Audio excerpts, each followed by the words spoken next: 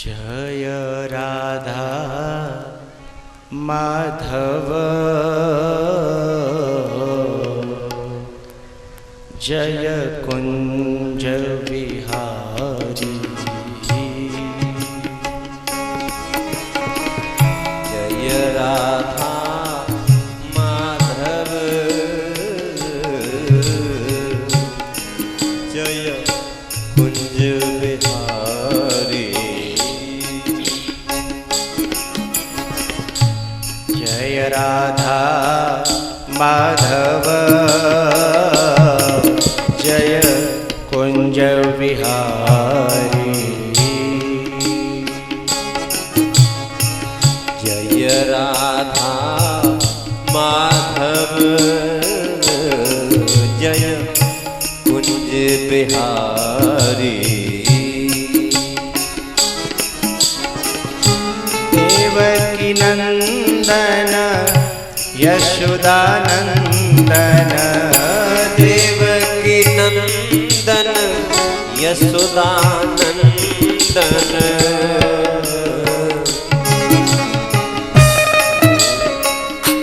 गोपीन के चित चोर जय रास विहारी। जय राधा माधव जय कुंज विहारी।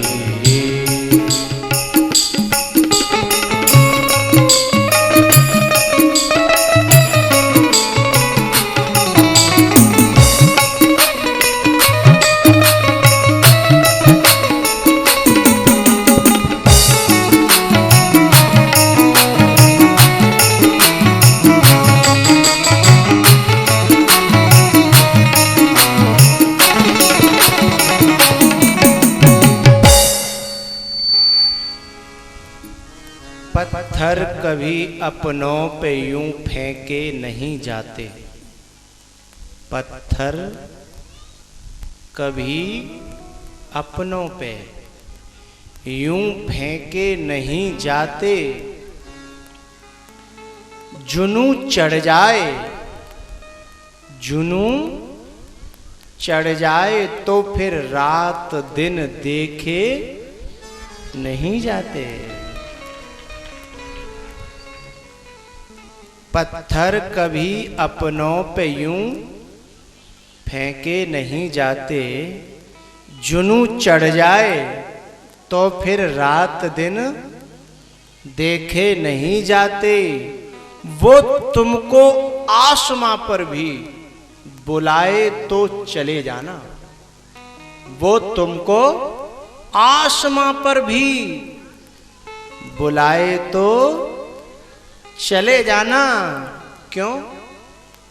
मोहब्बत में कभी भी फासले देखे नहीं।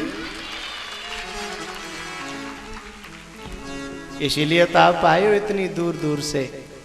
वैसे तो कहाँ गर्मी में बारात में भी नहीं जाते लोग।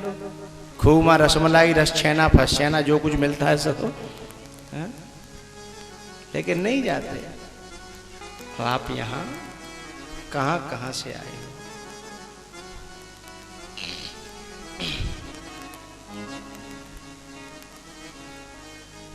भैया आओ आओ, थोड़ा वाटिका से बाहर निकलें, भागवत कथा है।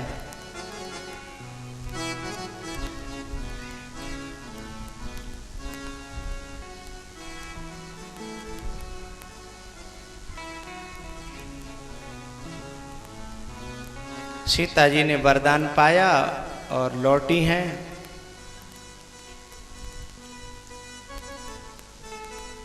और इधर भगवान गुरुदेव के पास आए हैं।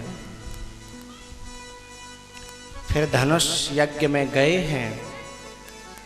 अनेकों राजा महाराजा धनुष को तोड़ने की कोशिश कर रहे हैं, लेकिन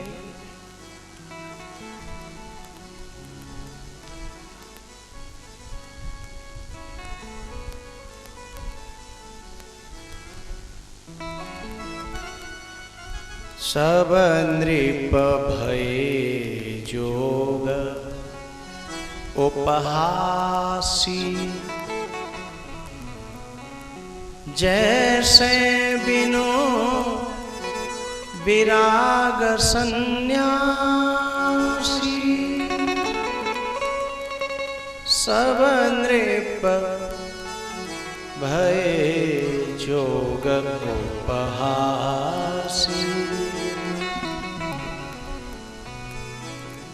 कोई भी धनुष को तोड़ नहीं पा रहा। तोड़ना तो बड़ा दूर की बात है, धनुष को कोई हिला तक नहीं पा रहा।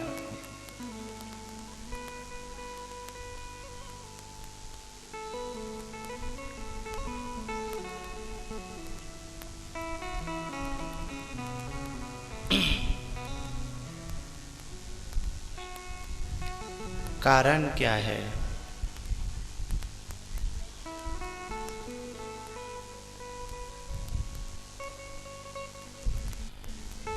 एक शराबियों की टोली है और उसमें 5-7 शराबी हैं, और उसमें एक और शराबी आकर के मिल जाए तो शराबियों की संख्या बढ़ेगी कि घटेगी? बढ़ेगी। बस सीधे से दृष्टांत से समझ में आ जाएगा हम लोगों के। जैसे जैसे धनुष को उठाने वाले धनुष में जुड़ रहे हैं, वैसे वैसे धनुष और ज्यादा भारी हो रहा है।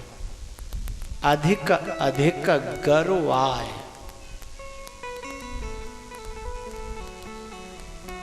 अरे जब 2 पे नहीं उठ रहा, 10 मिले तो थोड़ा तो चिकना चाहिए ना, और ज्यादा भारी हो गया। कारण क्या है?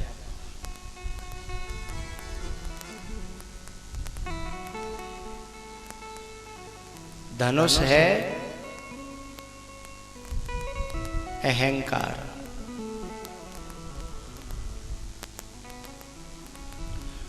और ये राजा भी अहंकारी। तो ये पहले से अहंकार यहां बैठा है, मानो 2 कुंटल का, और एक 100 किलो का अहंकारी और आ गया, इसमें जुड़ गया, तो संख्या बढ़ी कि घटी? हैं? बढ़ गई।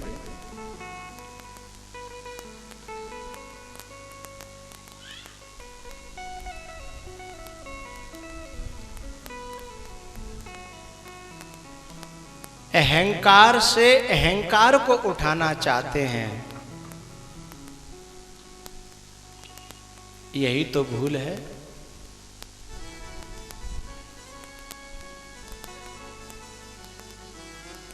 और ये जीव जनक ये चर्चा कर चुका है कि मैं उसे अपने जीवन की सारी जो अमूल्य निधि है ज्ञान की, भाई भक्त की निधि क्या है? भक्ति। जो मेरी अमूल्य निधि है, मैं उसे दे दूंगा यदि कोई मेरा एक काम कर दे। बोले क्या? मेरे जीवन में एक अहंकार का एक धनुष रह गया है। ये बड़े बड़े ज्ञानियों, विज्ञानियों, बड़े बड़े ऋषि मुनियों को अंतिम क्षण तक नहीं छोड़ता है। कंचन तजना सहज है, सहज त्रिया का नेह मान बड़ाई ईर्षा। इस तीनों के मूल में अहंकार होता है। मान भी अहंकार के कारण ही अच्छा लगता है, बड़ाई भी अहंकार के कारण ही अच्छी लगती है। और यदि ईर्षा भी होती है तो किसी से अपने अहंकार को जब कोई ठेस पहुंचने की संभावनाएं लगती हैं तो ईर्षा हो जाती है।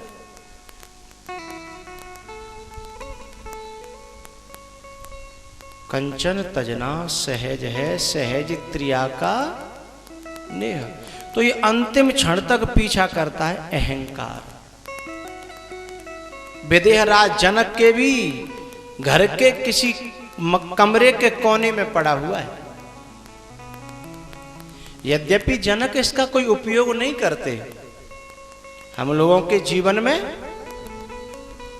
कुछ लोग अहंकार का बहुत प्रयोग करते हैं और कुछ लोग अहंकार का प्रयोग नहीं करते। जिसके जीवन में जितनी मात्रा में भक्ति युवान हो जाएगी उतना वो अहंकार एक कोने में भूल भुलैयाओं में पड़ा रहेगा। लेकिन टूटेगा तो तब जब कोई विश्वामित्र जैसा गुरु हमारे जीवन में आए और वो परमात्मा को इशारा करे कि उठहु राम भंजहु भव चापा मेटहु तात जनक परितापा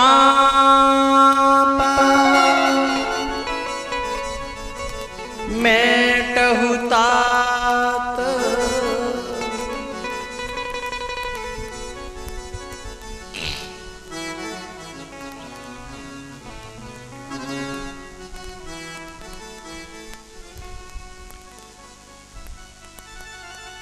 उज्जैन महाकाल के मंदिर में जब कागभुसुंडी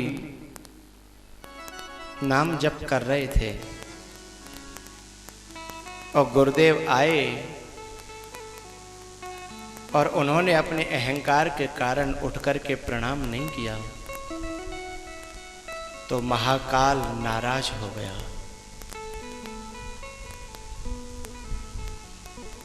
कालों के काल महाकाल। जब महाकाल नाराज हो गए और शाप दे दिया कि जा अजगर हो जा, और उसमें जब कंपन होने लगा, कागभुसुंडी में कांपने लगा, होठ थरथराने लगे, पसीना छूट गया, तो स्वयं तो कोई प्रार्थना और स्तुति करने लायक रहा नहीं। तब उनके गुरु ने ही प्रार्थना करी, नमामि शमीशान निर्वाण रूपम विभुं व्यापकं ब्रह्म वेदस्वरूपम।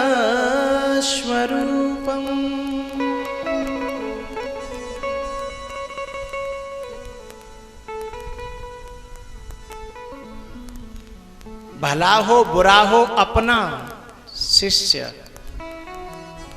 लेकिन गुरु यही प्रार्थना करता है, परमात्मा इसे क्षमा कर दो, भगवान इसे क्षमा कर दो। गुरु की हमेशा परमात्मा से यही प्रार्थना रहती है कि मेरे शिष्य का अहम तो टूट जाए लेकिन शिष्य न टूटे, मेरे शिष्य के दुर्गुण तो नष्ट हो पर मेरा शिष्य नष्ट न हो।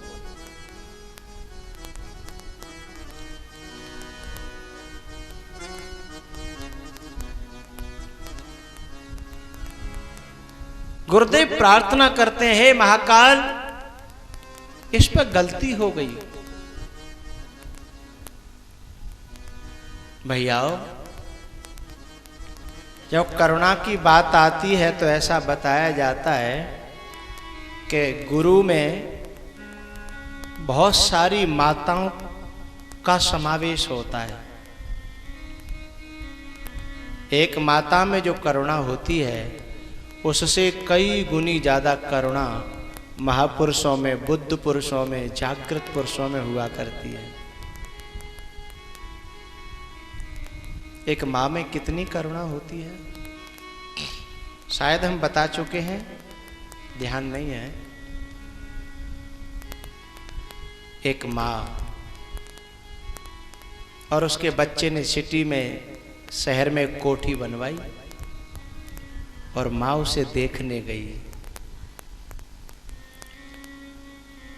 माँ जब देखने गई और पूरी कोठी दिखाई बच्चे ने, कि ये मेरा बेडरूम है, ये किचन है, ये अध्ययन रूम है, ये बच्चों का है।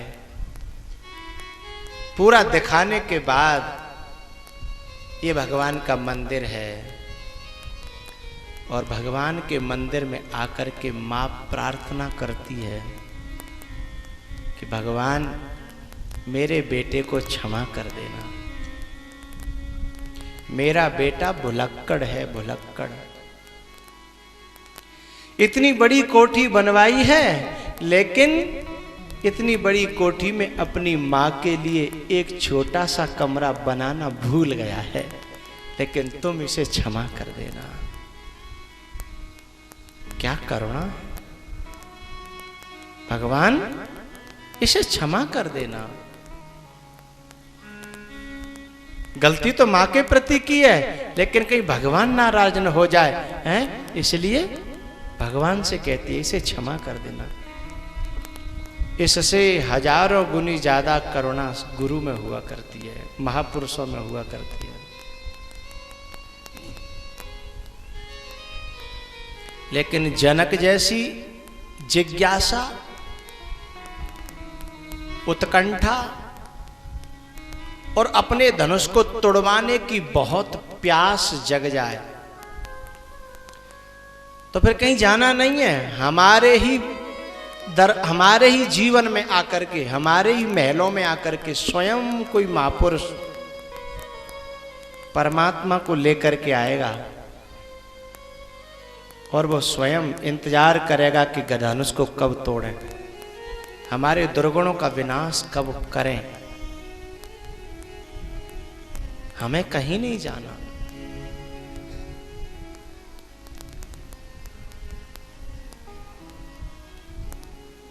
उत्तमा सहजावस्था, मध्यमा ध्यान धारणा, कनिष्ठा शास्त्र चिंतनम, तीर्थ यात्रा धमा धमा।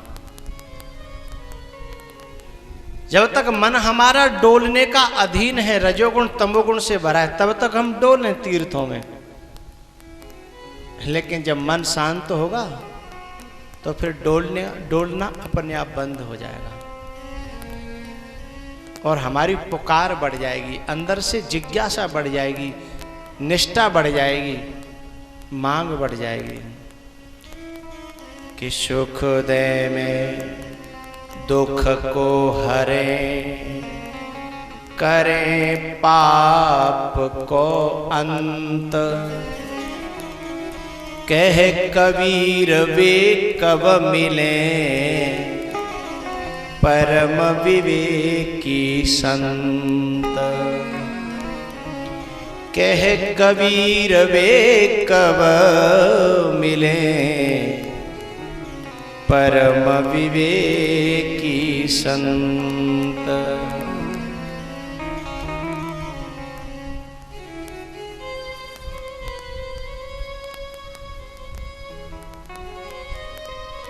जनक जब रो पड़े हैं, अश्रुपात होने लगा,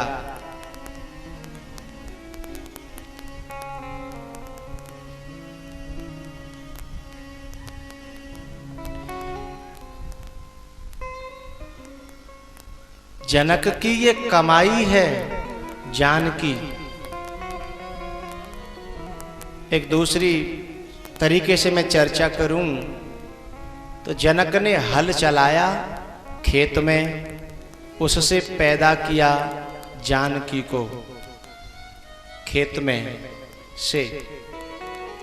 हम भी तो अपने अपने क्षेत्र में कर्म करते हैं और पैदा करते हैं लक्ष्मी, और उस लक्ष्मी को परमात्मा के चरणों में समर्पित करने के लिए यदि हम आतुर हैं तो हम जनक हैं, और बिना पैदा किए यदि किसी की लक्ष्मी को हम चुराने के लिए आतुर हैं तो हम ही रावण हैं। परमात्मा से भी चुराने की कोशिश कर रहे हैं तो हमारे अंदर रावणी वृत्ति है। और यदि हम अपने क्षेत्र में कर्म करके, सत्कर्म करके और हम पैदा करते हैं और फिर व्याकुल हैं भगवान के चरणों में समर्पित करने के लिए। यही हमारी जनकता है, यही हमारी विदेहता है, यही हमारी भक्ति है, यही हमारी साधना है। और मैं केवल लक्ष्मी की बात नहीं कर रहा हूं,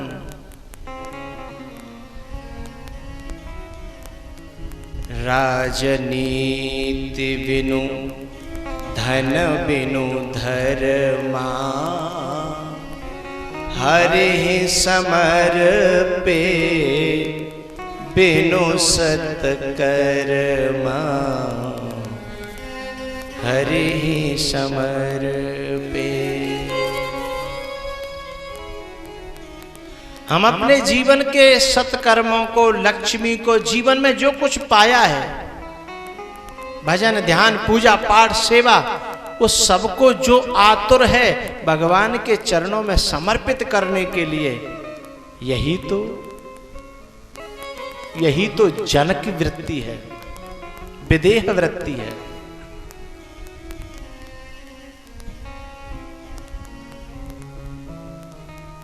और दीनता आ गई कि मेरे धनुष को कोई तोड़े।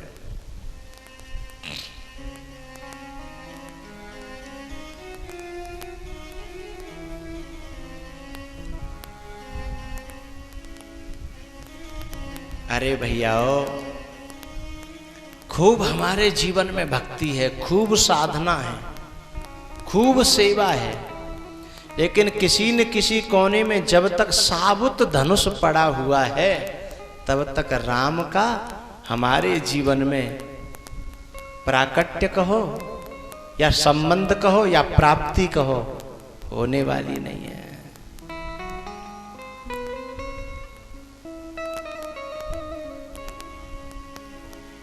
भैया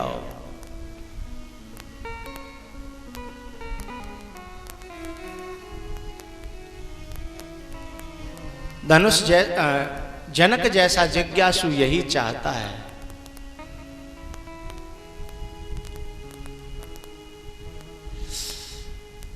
अच्छे श्रोता मिल रहे हैं तो मेरा इस विषय में थोड़ा सा घुसने का मन हो रहा है, आप सबकी अनुमति चाहता हूं। आगे बढ़े क्या? घुसे? आगे बढ़े? घुसे? ठीक है, बहुत बहुत आभार।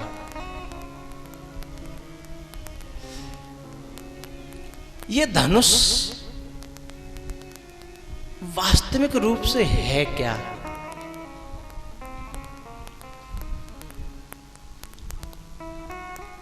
और ये जनक के पास क्यों आया? कहां से आया? कब आया? किसके द्वारा आया? चर्चा के विषय है। ऐतिहासिक बात तो हम कर ही रहे हैं, लेकिन हमारे जीवन में भी ये धनुष कैसे आया, क्यों आया और क्यों पड़ा है और क्यों नहीं टूट रहा, चर्चा के विषय है।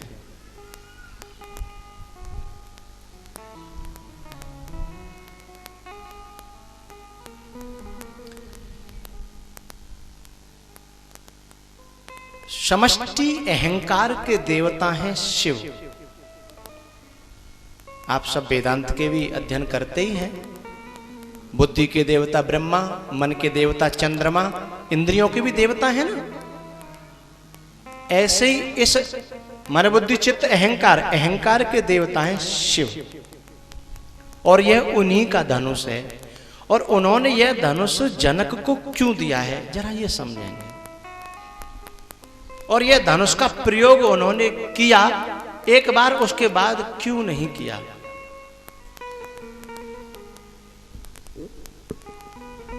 हमारे शरीर में वात, पित्त और कफ, इन तीनों की समान अवस्था रहती है तो शरीर निरोग रहता है।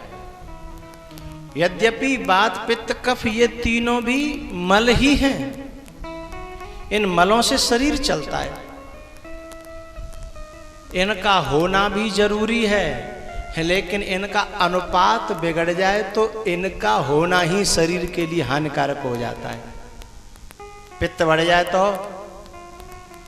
गड़बड़ हो जाए, बात बढ़ जाए तो गड़बड़ हो जाए, कफ बढ़ जाए तो गड़बड़ हो जाए, हैं? शरीर इनसे ही चल रहा है, लेकिन थोड़े भी ये इधर उधर हुए तुरंत डॉक्टर की, वैद्य की जरूरत पड़ जाती है।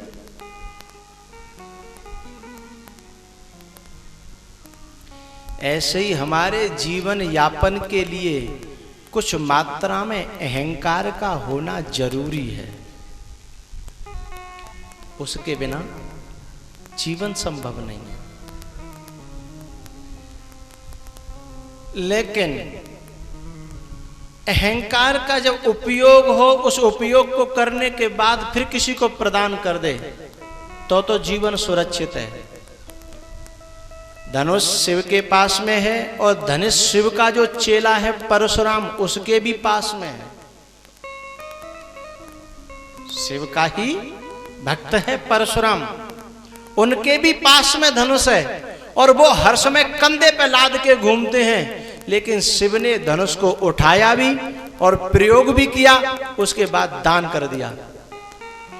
किसी भी कर्म को करने के लिए स्वाभिमान या अहंकार को हमें स्वीकार करना पड़ेगा जीवन में, किसी भी कर्म को करने के लिए। लेकिन करने के बाद फिर करने का जो कर्तृत्व अभिमान है उसे दूसरे को सौंप देना चाहिए, समर्पित कर देना चाहिए। और वह भी उसे समर्पित करना होगा जो उसे पचा सके, किसी देहधारी को नहीं। नहीं, अहंकार का प्रयोग देह की पुष्टि के लिए, देह के सम्मान के लिए करने लगेगा व्यक्ति।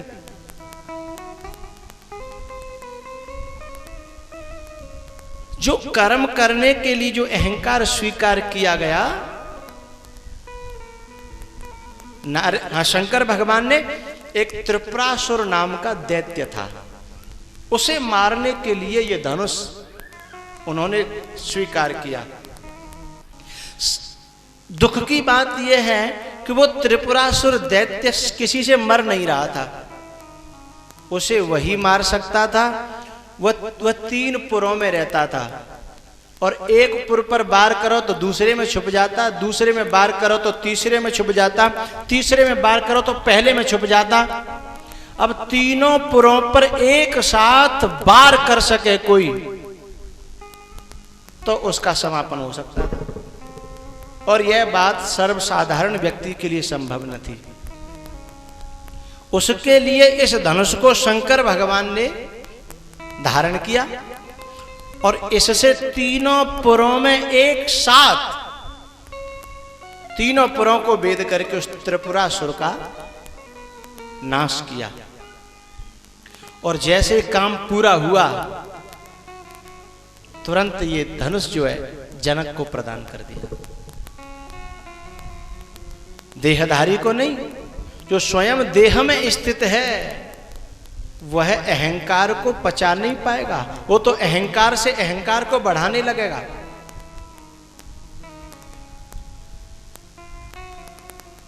ये कर्तृत्व अभिमान का धनुष शिव ने तो पूरा करके जनक को दे दिया, लेकिन 2 व्यक्तियों के पास और था और वे कंधा पे लादे घूमते रहे, एक तो परशुराम और एक नारद। परशुराम का धनुष दिखता है लेकिन नारद का धनुष दिखता नहीं है, अहंकार का धनुष।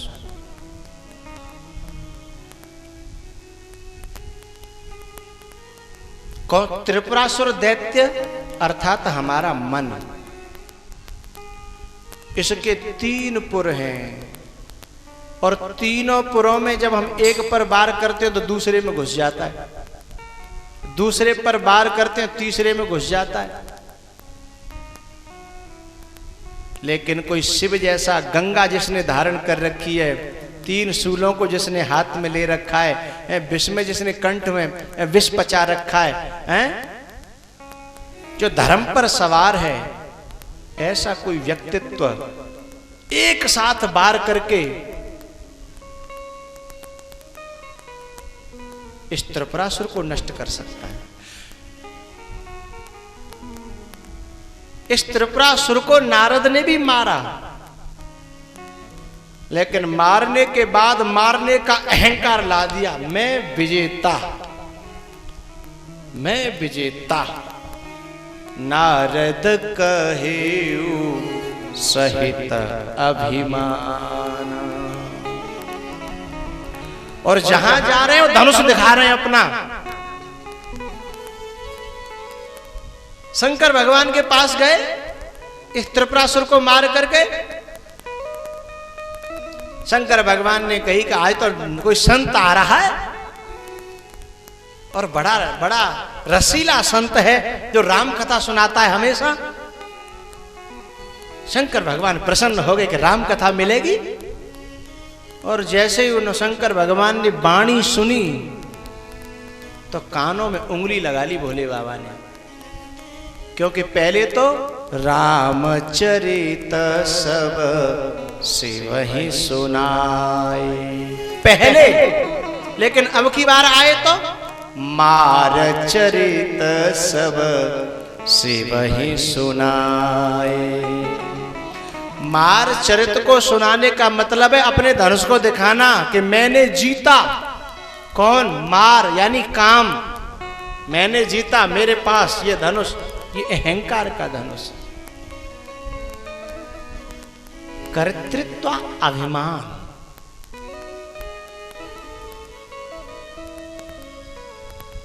एक बड़ी प्यारी बात मेरे मन में आ रही है, आप सबके काम आएगी।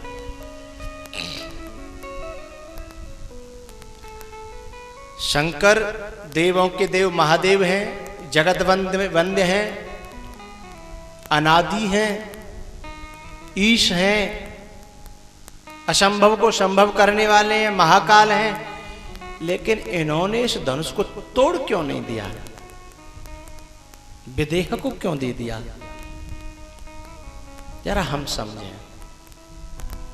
इस बात में मेरा विशेष निवेदन है। एक जिसने अवगुणों से लड़ने की और इनको तोड़ने की स्वयं चेष्टा की, मामला गड़बड़ हो जाएगा।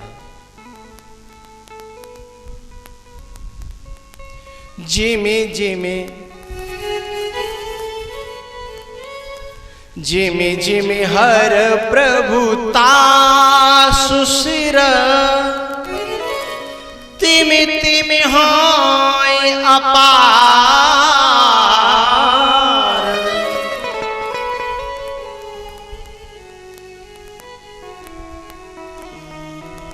सेवत विषय विवर्धज में नित नित नूतन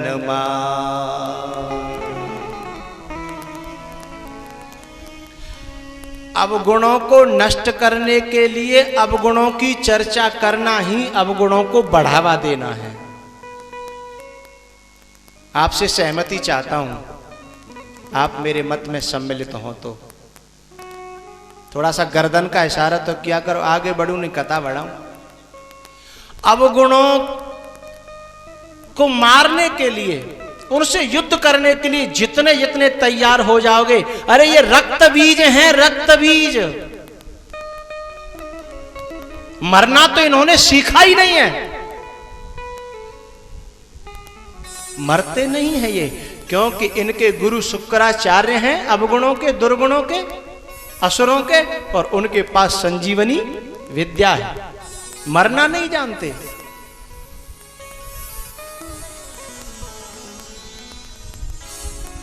मर्ज बढ़ता गया, मैंने ज्यों ज्यों दवा की।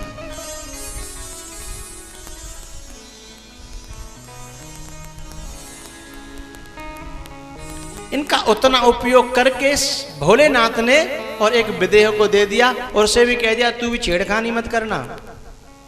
जब तेरे जीवन में कभी भक्ति युवान होगी, तेरी साधना युवान होगी और उसके हाथों का स्पर्श होगा तेरी भक्ति का। श्रोताओ, अपनी साधना जब प्रखर होगी, हम क्यों लड़ें? हमारे अंदर कहां शक्ति है कि हम इससे लड़ें? हमारी साधना जब युवान होगी, हमारी भक्ति, हमारी श्रद्धा जब युवान होगी, तो एक हाथ से उठा लेगी, एक हाथ से, और हमारा काम बन जाएगा। और यदि बजाय हमने भक्ति का सहारा लिए, और कितने बड़े बड़े, कितने बलवान आए, रावण बाण छुआ नहीं चापा, भूप सहस दस एक वारा, लगे उठावन टरई नटारा।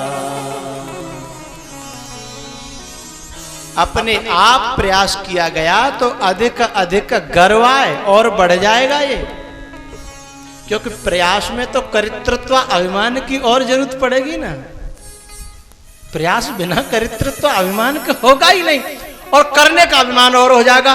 मैंने ये किया, मैंने ये किया, मैंने ये किया, तो धनुष तो और भारी हो गया।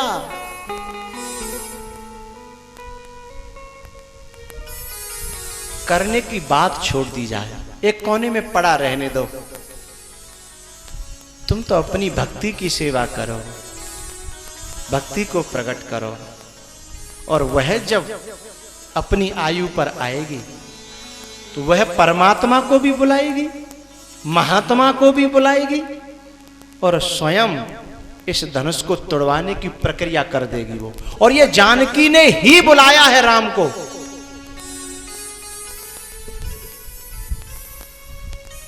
छोटी सी थी जानकी, विश्वामित्र इनके यहां आया करते थे, जनक जी के यहां गुरुदेव की सेवा करती थी बचपन में, क्योंकि बच्ची होती है तो भाग दौड़ करके सेवा करने में सुविधा रहती है, और गुरुदेव भी सेवा उस बच्ची से बड़े प्रसन्न रहते। एक दिन क्या हुआ, विश्वामित्र जी शयन कर रहे थे, और बच्ची प्यार से, अपनी भाव से, और पंखा लेकर के पंखा करने लगी।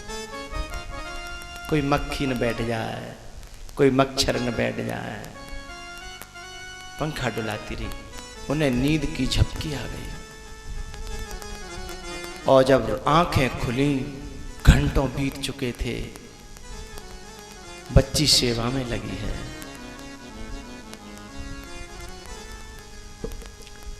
महापुरुष की आंखें भर आईं। उन्होंने कहा, बेटा तू सोई नहीं, इतनी सेवा करती रही, मुझे नींद लग गई, मैं भी मना नहीं कर पाया। जानकी छोटी सी, बाबा सेवा करने में बहुत आनंद आ रहा था, मुझे अच्छा लग रहा था, तू थकी नहीं? बोले, सेवा में कोई थकता है क्या?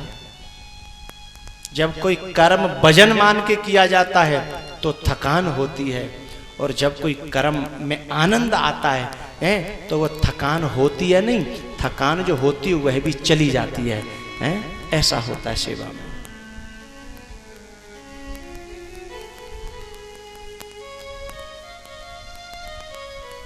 बाबा मुझे बहुत अच्छा लग रहा है। गदगद कंठ हो गया विश्वामित्र जी का। बोले, किशोरी मेरा मन बड़ा गदगद है, मैं तुझे क्या दूं, क्या दूं तुझे? छोटी सी जानकी ने कितना बड़ा उत्तर दिया, बाबा मुझे तो पता नहीं कि मेरे लायक क्या उचित है और अनुचित है, समझे न परे झूठ का सांचा। मुझे नहीं पता कि मेरे लिए क्या उचित है क्या अनुचित है। यदि आप देना ही चाहते हो तो जो मेरे लिए उचित हो, जो मेरे योग्य हो, वो मुझे आप दे देना, मुझे नहीं पता। अब सीता जी के योग्य इस धरती पर कहाँ मिलेगा, जिम्मेदारी संत की हो गई। विश्वामित्र ढूंढता फिरा, ढूंढते ढूंढते अयोध्या पहुंचा और वहां से भीख मांग करके लाया कि ये मुझे वहां जा करके देना है जिसने मुझसे मांगा है।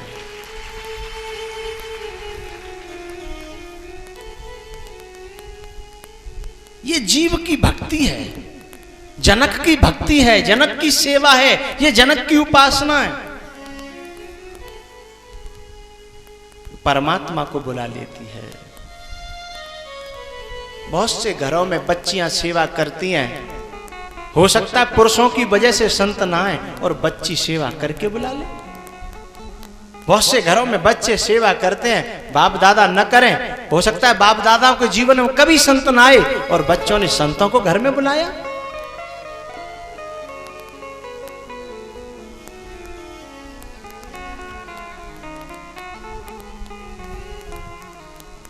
शिव को विश्वास था कि ये धनुष का सही सदुपयोग कोई विदेह राज ही कर सकता है,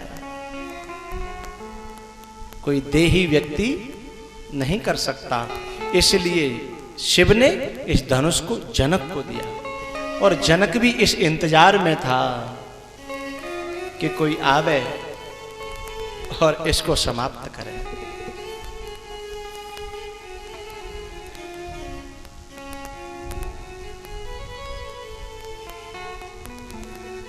भैया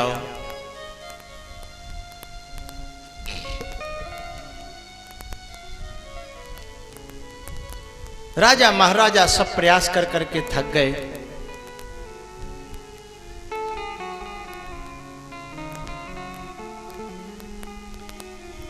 जब धनुष जनक व्याकुल हुए और उनसे कुछ ऐसे शब्द निकल गए, क्योंकि आरत के चित रहे न चेतु और बचन कहे निज स्वार्थ हेतु।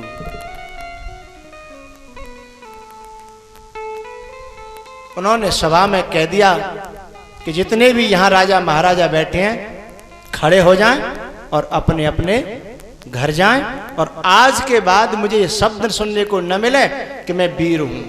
सारी वीरता इस धरती की मैंने अपनी आंखों से देख लिया। जाओ।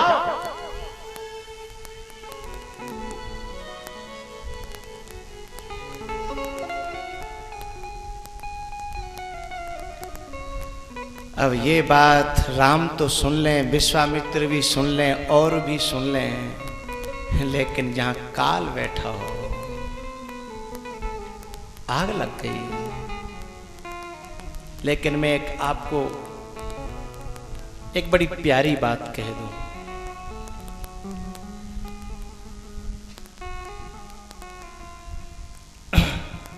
जनक इस धरती के मुनियों के ऋषियों के गुरु हैं, आचार्य हैं। सुखदेव जैसा विरक्त ज्ञानी मुनि जनक के यहाँ सर्टिफिकेट पाने के लिए आता है, ठीक है। और जो लखन है ना, वह भी जीव आचार्य हैं, आचार्य। लखन को ये बुरा नहीं लगा कि उन्होंने कायर कह दिया। लखन से किसी ने पूछा कि तुम क्यों बुरा मानते हो, इतने लोग बैठे हैं बड़े बड़े, तुम क्यों बुरा मानते हो।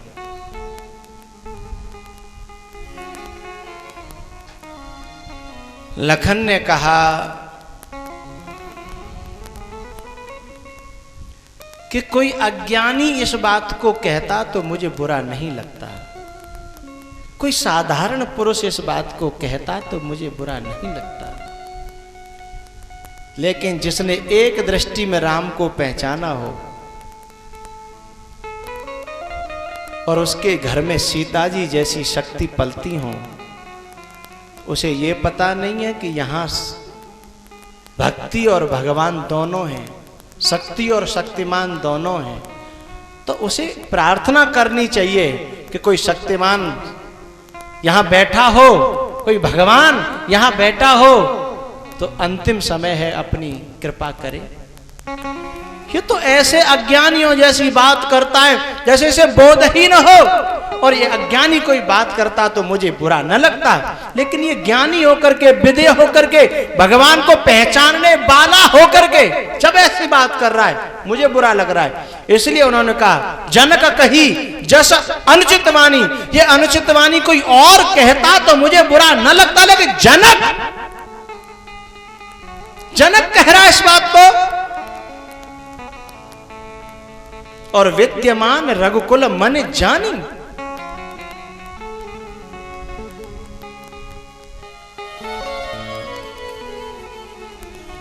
इस जनक के चरणों में मेरी श्रद्धा हो गई थी। जब इस जनक ने राम को देखते ही ये कहा था कि ब्रह्म जो निगम नेति कहे गावा, पहला शब्द है इसी जनक का कि ब्रह्म जो निगम नेति कहे गावा, उभय रूप धर की सोई आ। और अब यही कह रहा है कि वीर विहीन मही में जानी है, उठ जाओ यहां से, खड़े हो जाओ। इसके उस वाक्य को सत्य समझूं या मैं इसके इस वाक्य को सत्य समझूं?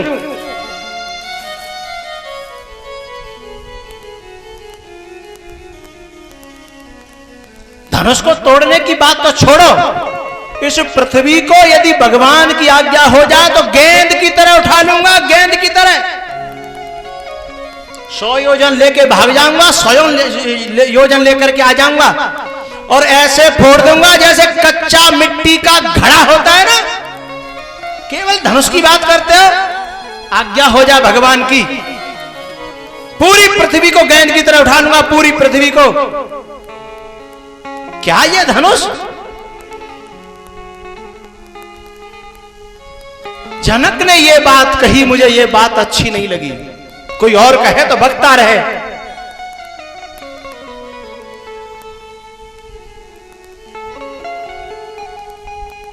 थरथरा उठी पूरी महफिल, पूरा दरबार, लेकिन जनक को ठंडक मिली, जनक को ठंडक मिली और जानकी को ठंडक मिली। जब कोई बैरागी दहाड़ता है ना, जिज्ञासुओं को ठंडक मिलती है, नादानों को भय मिलता है। क्योंकि वैरागी जब दहाड़ता है तो अज्ञान नष्ट होता है, अहंकार नष्ट होता है। कोई जागृत पुरुष जब दहाड़ता है तो विकार नष्ट होते हैं, और विकारों से जिन्हें मोह होता है उनके अंदर भय उत्पन्न होता है कुछ नष्ट होने का। लेकिन जो नष्ट करने के लिए सदा से तैयार हैं उन्हें शीतलता मिलती है, उन्हें आनंद मिलता है। चलो कोई मिला ऐसा कि मेरे विकारों को नष्ट करेगा, कुछ आशा की किरण जगी, कुछ अंदर से कुछ भरोसा सा हुआ कि चलो कोई है। जनक को यह बात बुरी नहीं लगी। और मैं आपसे निवेदन करूं, अपने अंदर साधुता होती है तो संसार की बुरी से बुरी बात भी बुरी नहीं लगती। हम उस बात को समझ लेते हैं कि इस बात के, इस व्यक्ति के कहने का कारण क्या है। जो व्यक्ति जो बात कह रहा है उसका कारण समझ में आ जाए तो हमें बात बुरी नहीं लगेगी। लेकिन जब हम उस बात को समझ नहीं पाते, गलतियों से तो जुदा,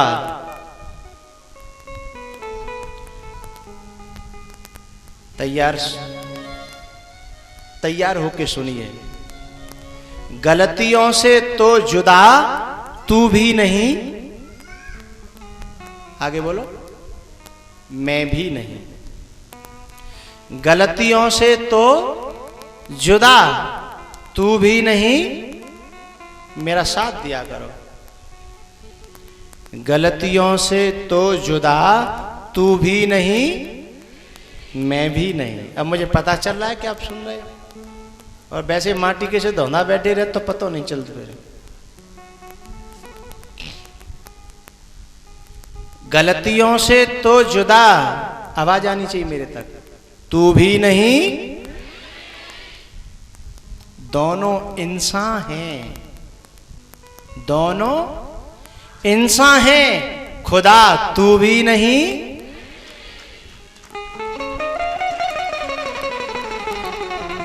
जोर से बजाया करो, देखो कथा सुननी है तो फिर।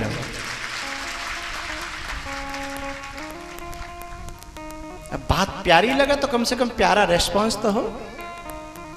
अभी बात पूरी नहीं हुई है, लेकिन गलतियों से तो जुदा तू भी नहीं मैं भी नहीं, दोनों इंसान हैं, खुदा तू भी नहीं।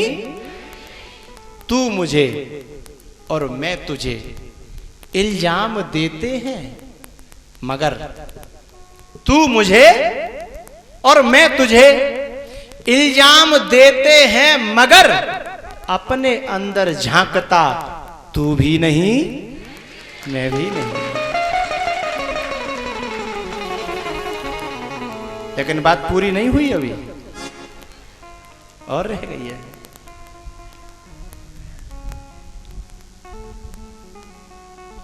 तू मुझे और मैं तुझे इल्जाम देते हैं, मगर अपने अंदर झांकता तू भी नहीं मैं भी नहीं। अब सुनिए, गलत फहमी ने करी दोनों में पैदा दूरियां।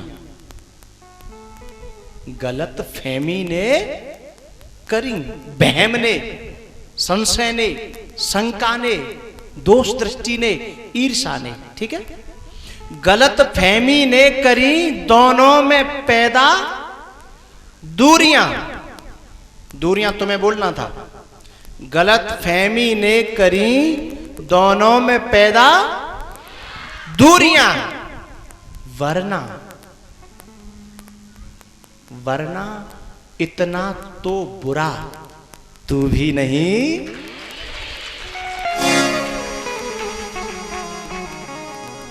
वरना इतना तो बुरा तू भी नहीं मैं भी नहीं।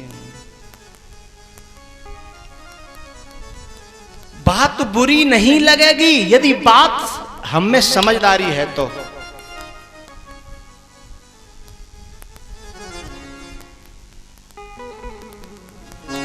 प्रसंग जो चल रहा है जरा दो।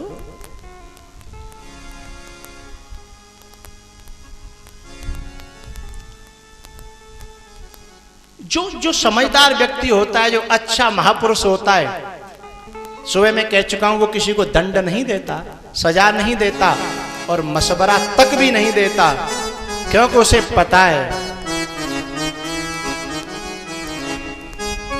एक बड़ी प्यारी पंक्ति है, तुम कहो तो गुनगुना दूं तो तालियां बजानी पड़ेंगी, ताल में मिला के।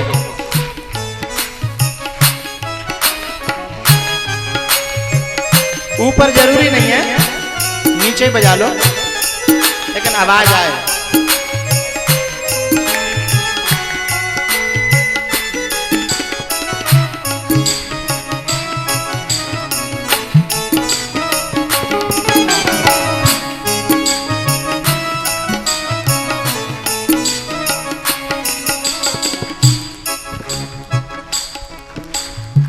बोलू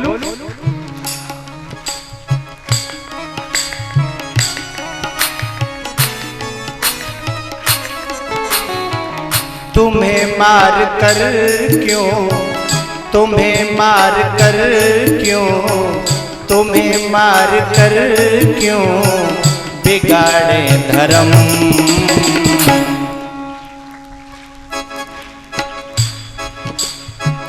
बड़े काम की पंक्ति है।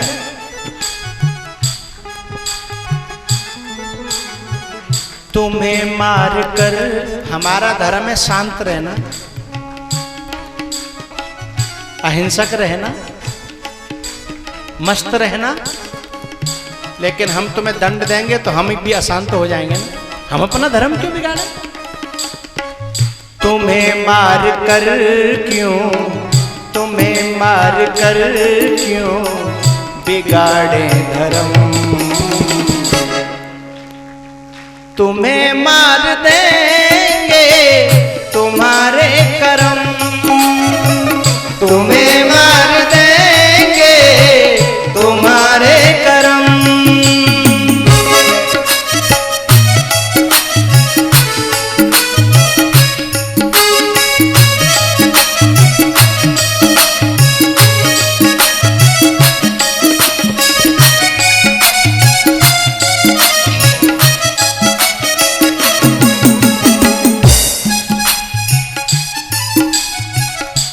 तुम्हें मार कर क्यों, तुम्हें मार कर क्यों बिगाड़े धर्म, तुम्हें मार देंगे तुम्हारे करम, तुम्हें मार देंगे तुम्हारे करम।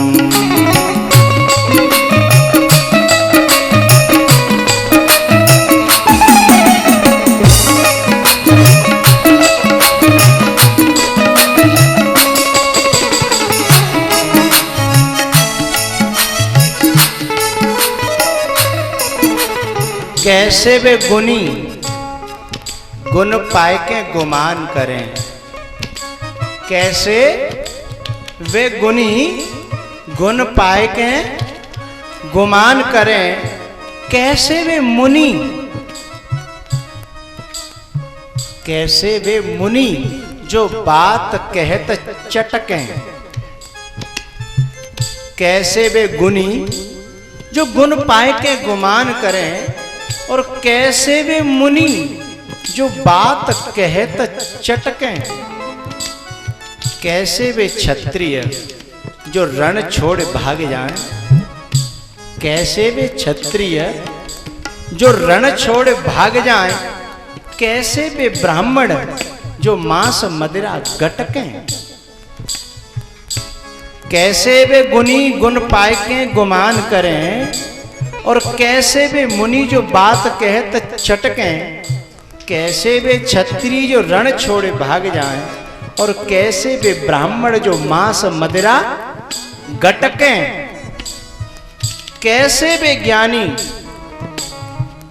जो अज्ञानी सो विवाद करें, कैसे वे ज्ञानी जो अज्ञानी सो विवाद करें, और कैसे वे चतुर जो मूर्खों से अटकें।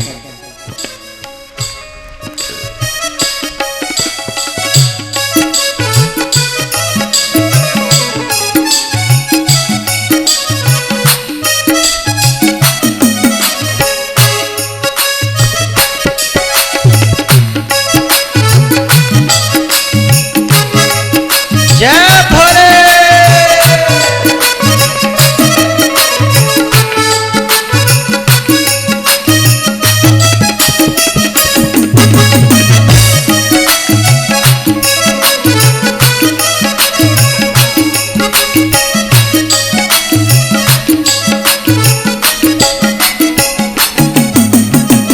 तुम्हें मार कर क्यों, तुम्हें मार कर क्यों बिगाड़े धर्म, तुम्हें मार देंगे तुम्हारे करम, तुम्हें मार देंगे तुम्हारे करम।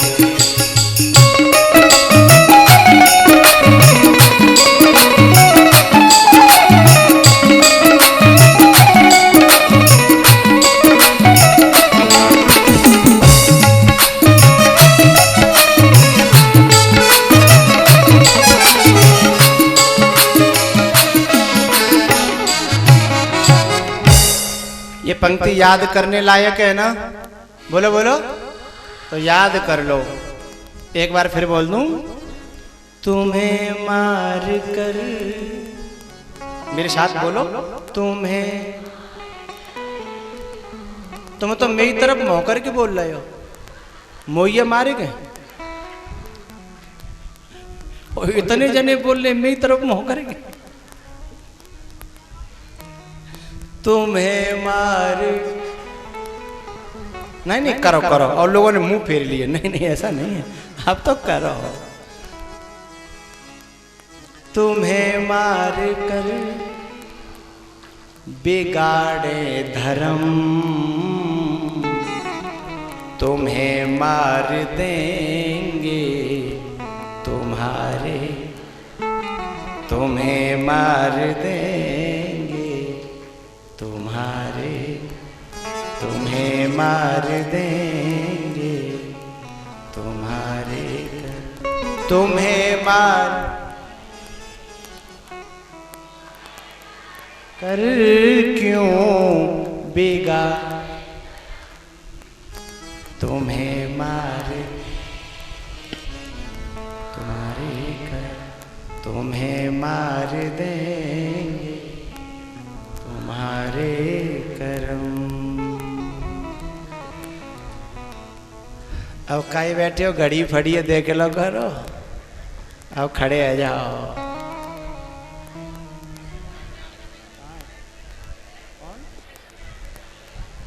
अरे 1 मिनट रुकियो, पंडित जी कछु कह रहे हैं हमारे, बैठो बैठो 1 मिनट बैठ जाओ। तो तुम तो ऐसे ठाड़े आ जाते हो।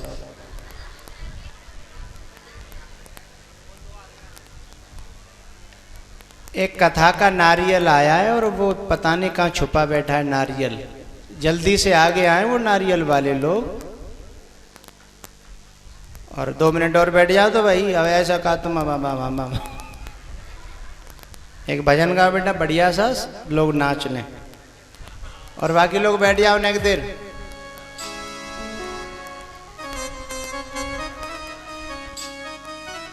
हाँ हाँ हाँ,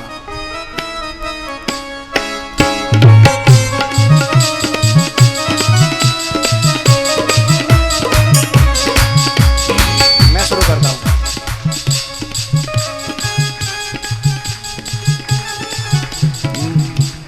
बड़ा पुराना भजन है और आप सबने सुना भी होगा, आप सबके मोबाइलों में भी होगा। न राम नाम लीना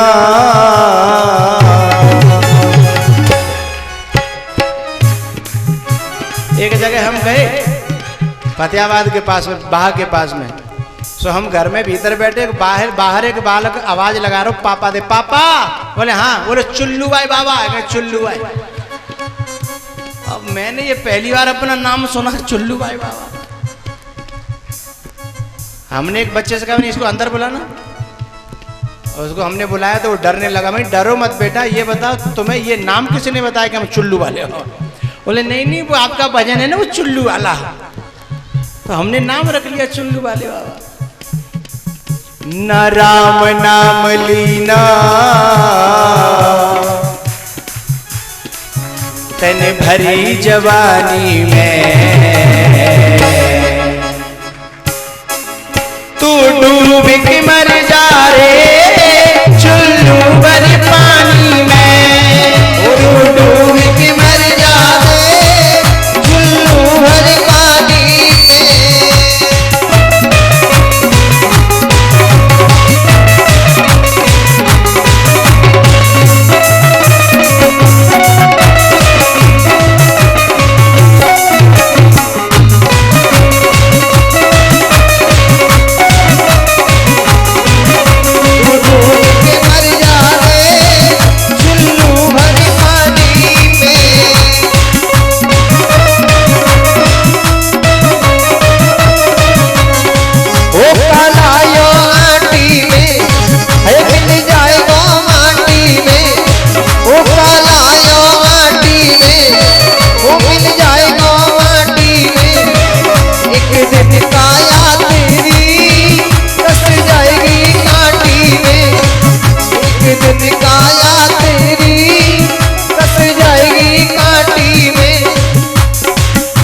हरी बोल। नाचिवे को मन तो बहुतों को चल रहा होगा, पर शर्म लग रही होगी कि कोई देखेगा कोई क्या कहेगा, इसलिए सब खड़े आ जाओ। कोई का वो दिखेगा नहीं तो फिर खूब नाचियो। हे हरी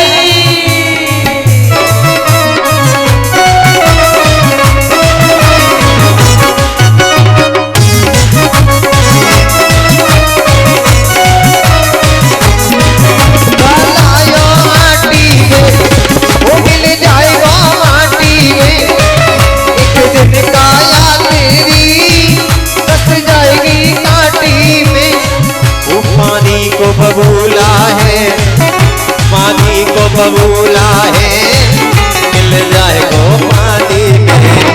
तू डूब के मर जा रे चुल्लू भर पानी में।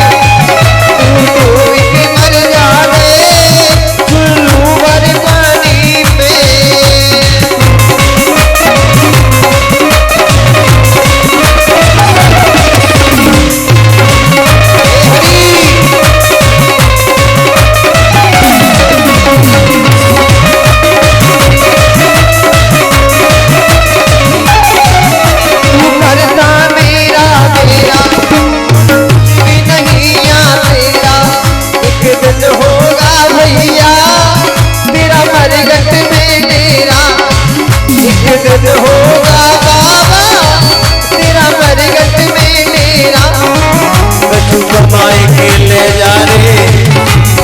कमाई के ले जा रे ऐसी जिंदगानी में।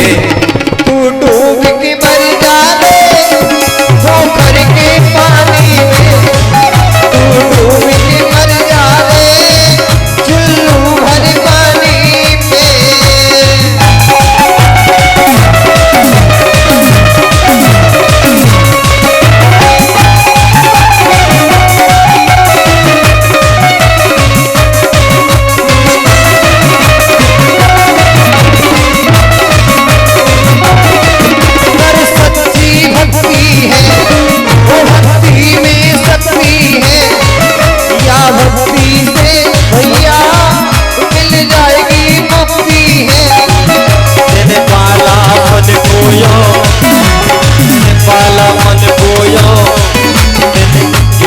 पन खोयो सारो जीवन खोयो यो आना आने में। मैंने पाला पन खोयो मैंने जानी पन खोयो सारो जीवन खोयो। आनाकानी में नहीं, भैंसिन की सानी में। तू डूब के मर जा रे चुल्लू भर पानी में। तू डूब के मर जा रे चुल्लू भर पानी में।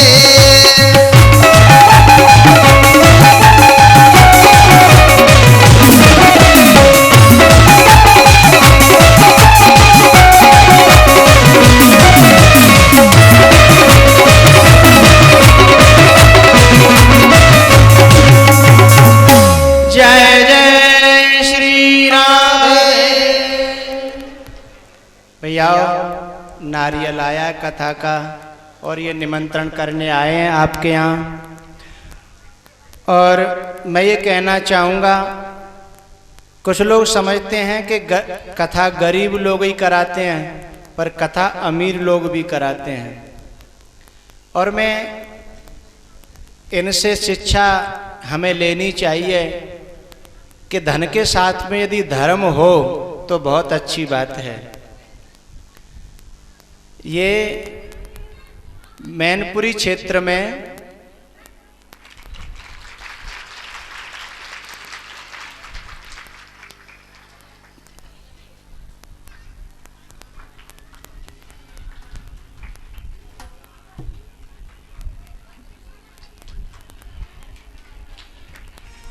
इनके पास में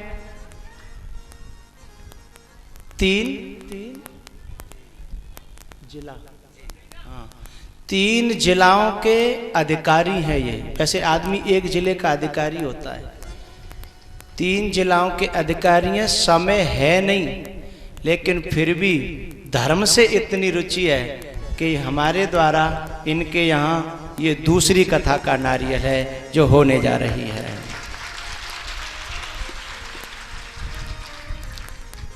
आप बोलो।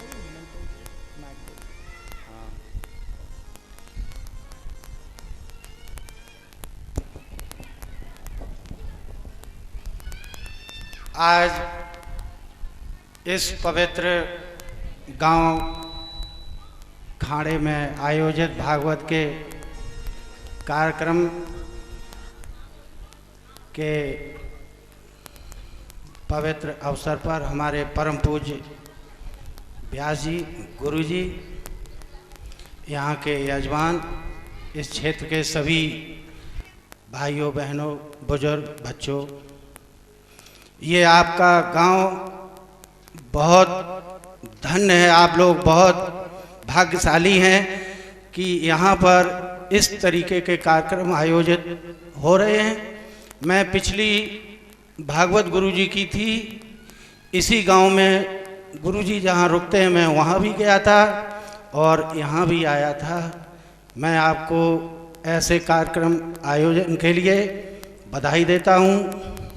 और मैं 18 मई से और 24 मई तक जो कार्यक्रम गुरुजी के सानिध्य में होने जा रहा है हमारे यहाँ, मैं आप सब लोगों को सादर आमंत्रित करता हूँ और गुरुजी की इजाज़त होगी तो मैं यहाँ बस की सेवा भी उपलब्ध कराऊंगा, जिससे कि आप बस से हमारे यहाँ आ सकें।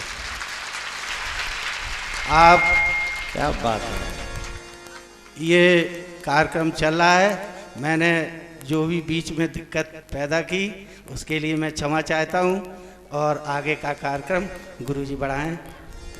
ऐसी कथा के नारियल देने वाले जितनी दिक्कत पैदा करें बढ़िया ही है, हम तो ये दिक्कत चाहते ही हैं। और एक बड़ी आनंदवाई बात करी कि यहाँ तक से भी यदि इच्छुक होंगे लोग तो बस की सुविधा की जाएगी। ये ताली बजाने लायक बात है। और ये बात खोखली नहीं है, सत्य और है। क्यों? क्योंकि पहले हमने कथा करी तो इन्होंने बसें लगाई थी, बस से सवारी जाती थी। हाँ, आप गवाह, वाह, अदालत में हाजिर हो गए आप गवाह के रूप में। इनका जो क्षेत्र पड़ता है किसनी के पास में, और बसें लगाई थी यहाँ इटावा और ये करहल वगैरह, जहाँ से भक्तों की इच्छा हुई तो उन्होंने कहा बस करके ले आइए और बस का जो खर्चा है वो ले जाइए। तो ये धन का सदुपयोग है। ऐसे लोगों के लिए बार बार धन्यवाद निकलता है जो धर्म के सदुपयोग में जो धन काम आवे। बहुत बढ़िया। अब आरती।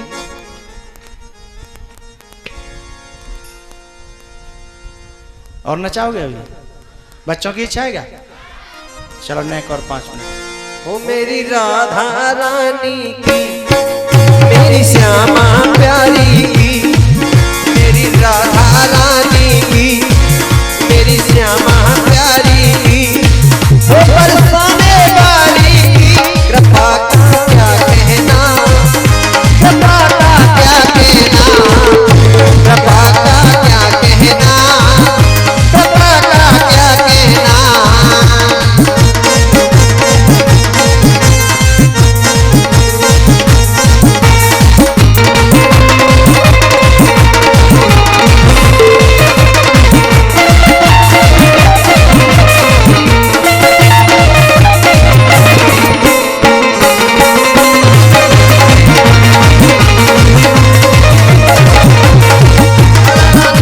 लगन लगाए राधा नाम की जो लगन लगाए, पापा को संताप पिटाए, पापा को संताप पिटाए।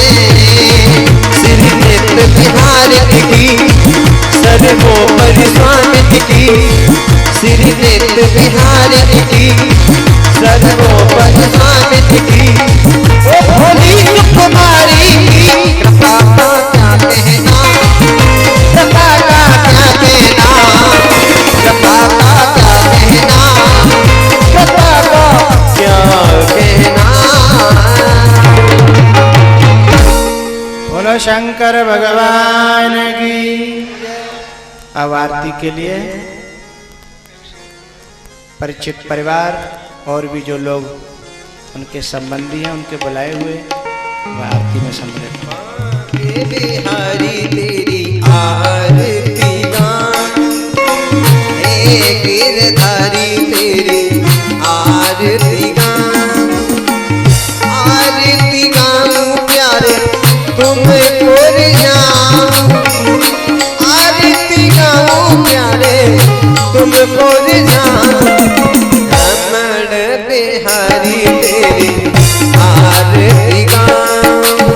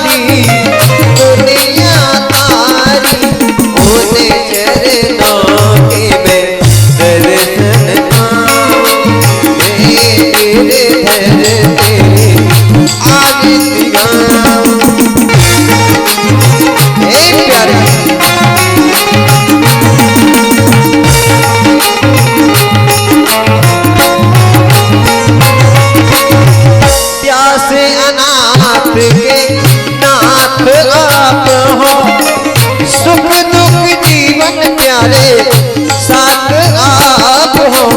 अब तो सर्वस तो पे लुटा, दिन भर तेरी आरती गाऊं।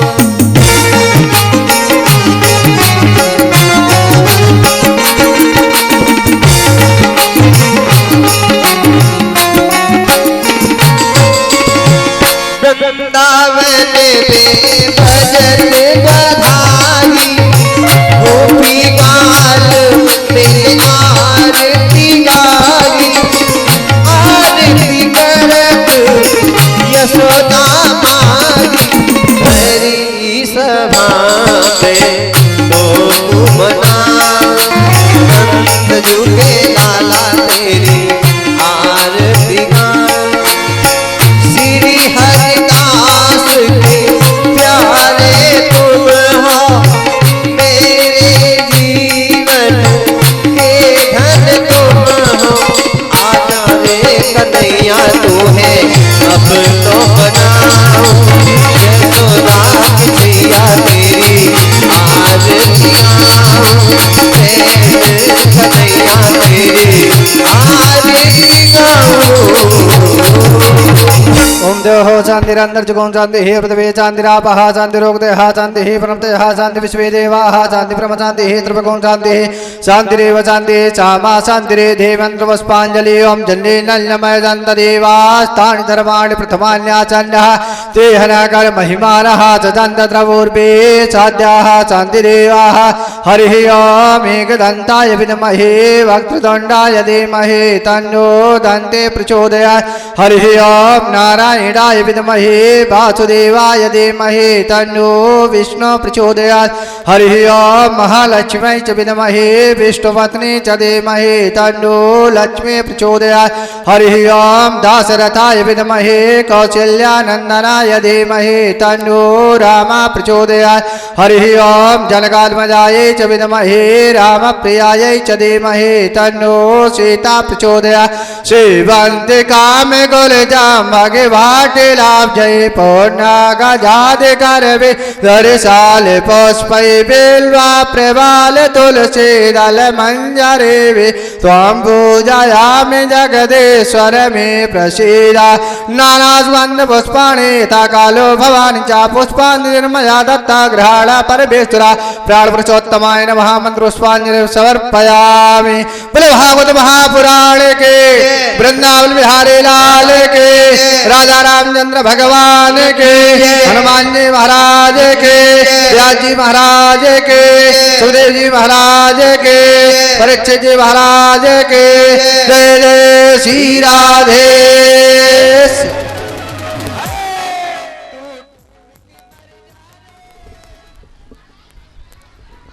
संत भगवानों की, बाहर से आए हुए अतिथियों की भोजन की व्यवस्था है, रहने सहने की भी व्यवस्था है। अभी भोजन तैयार है। जो रोड पे जो घर है हमारे यजमान का, वहाँ पर प्रसाद पाएं।